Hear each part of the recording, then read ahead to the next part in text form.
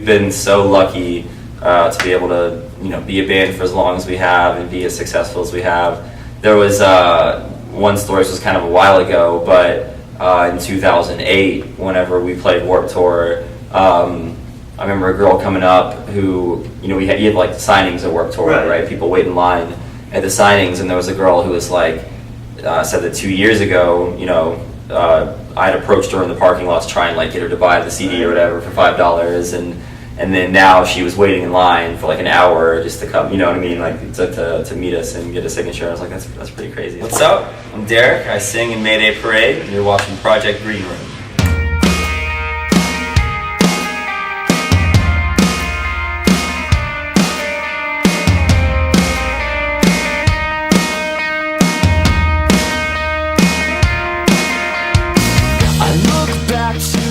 It feels awesome. It's nice to start a tour and just like we all got on the bus in Tallahassee and just left, and it's nice to start a tour that way again because we've been doing, like you said, so much international stuff this year. So we've been flying everywhere, and so it's cool. It's great. It's also it's great to be back on tour with a lot of our friends. We know the rest of the band, so it's really, really good. It's a good time. Call it what you want, it was still enough.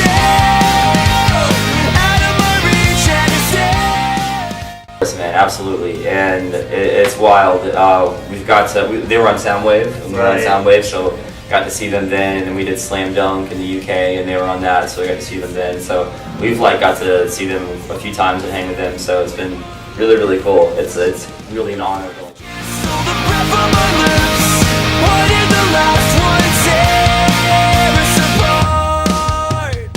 What it is that because we don't go to those places as often, or I guess American bands don't go to those places as often, they really appreciate it a lot. Whenever you go over there, and I don't know, I feel like it's not a whole lot different, but I feel like people will get into it maybe more, even if they don't know who the band is. Like if you're an opening band on the tour that maybe some of the crowd doesn't know, they'll still jump up and down and just have a good time, even if they don't know their music. So it's pretty cool.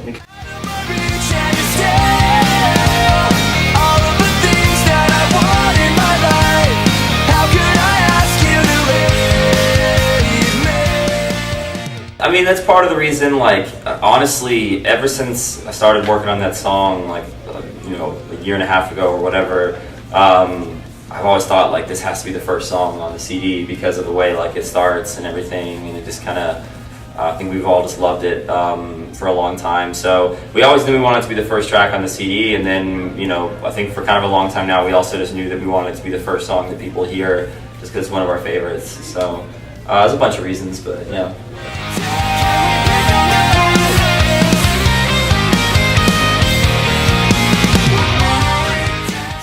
Yeah, well, the writing process was just totally different than the writing process for Anywhere But Here, and that was this way that we did it last time. It was the way that it's worked the best for us out of all the times we've got together and written. So it was really cool. We went to a beach house in Florida, and it didn't really matter so much that it was a beach house. We didn't even really go down to the beach. We just wanted to get somewhere kind of secluded, away from. It was an hour away from where we live. So, and we just lived there, for a month. We went home on the weekends, and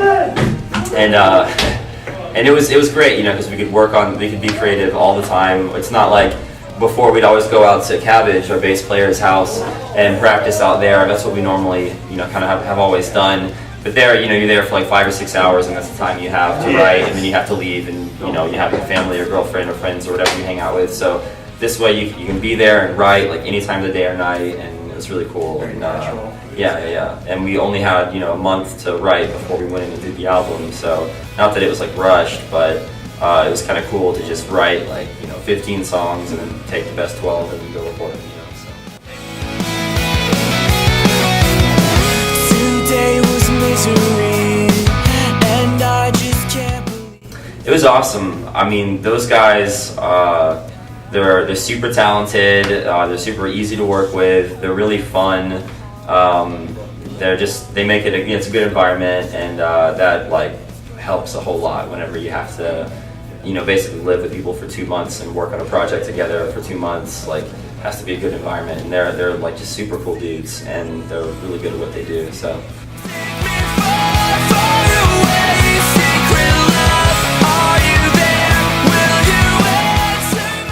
I mean, I think in some ways, yes, but it's hard to say. A lot of the songs have like some kind of different vibes, and we did, live strings, which we had done a little bit of before, but we did live strings on like 4 songs, and that was really cool. We did kind of like a small like live choir thing for a part, and that's really cool. We did a trumpet on a part. Don't worry, they're not going ska.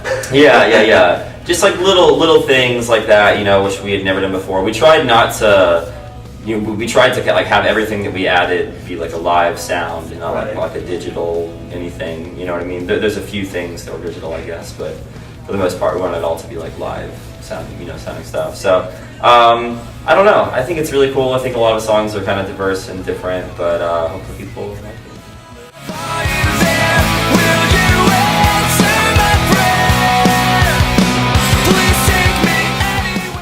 Yeah, it was cool. Sometimes those things can be really tricky and really painful, and it was cool. It was ILG they're a good group of people, and they're really excited about the album, and they're great guys. So it's cool. We're excited.